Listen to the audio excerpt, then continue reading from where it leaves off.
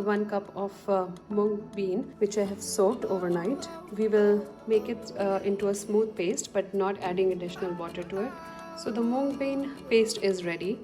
I've added half a cup of water and now we will whisk it.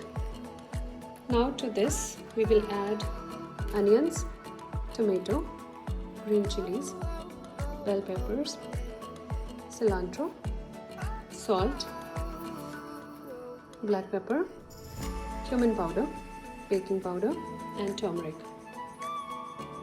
Now we will give it a mix. Our batter is ready. So first of all I'll add a couple of drops of oil on the pan. On this I will add the mixture and then spread it.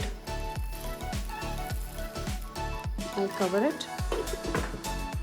We'll just add a little bit of oil. Try to loosen it from the sides. Perfect. Our cheese. I'll top it with a little bit of tomatoes. It is done. Now we'll remove it. It's ready. Enjoy!